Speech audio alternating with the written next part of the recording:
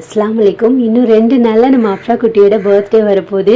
Madam பார்த்திங்கன்னா கரெக்டாக நான் அந்த டேட்டில் தான் பிறப்பேன்னு சொல்லிட்டு டாக்டர் கொடுத்த டேட்டில் தான் பிறந்தாங்களே எனக்கு.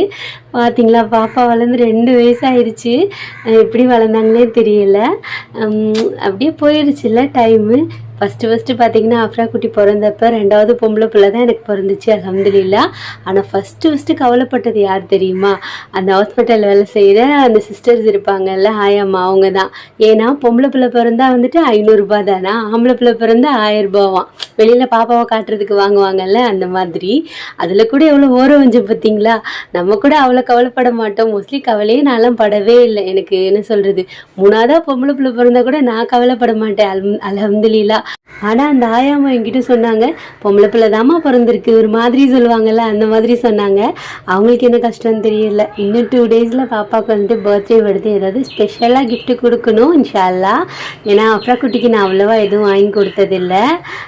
அப்படியே நம்ம வந்துட்டு ஃபஸ்ட்டு பிறந்தனால அவங்க ராஜா வீட்டு கண்ணுக்குட்டி மாதிரி எல்லாமே அவங்களுக்கு வாங்கி கொடுத்துருக்கோம். நான், எங்கள் அம்மா சரி, எங்கள் அண்ணன் சரி, எல்லாருமே. ஆனால் அஃப்ரா குட்டி அவ்வளோ எதுவும் கேட்குறதில்ல. ஒன்று கேட்டிருக்கா, இன்ஷா அல்லாஹ் அவளுக்கு வாங்கி கொடுக்கணும்.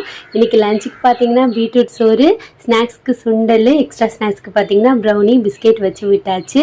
அவ்வளோதான். நம்ம அஃப்ரா குட்டிக்காக எல்லோரும் துவா பண்ணிக்கோங்க. அஸ்ஸலாமு அலைக்கும்.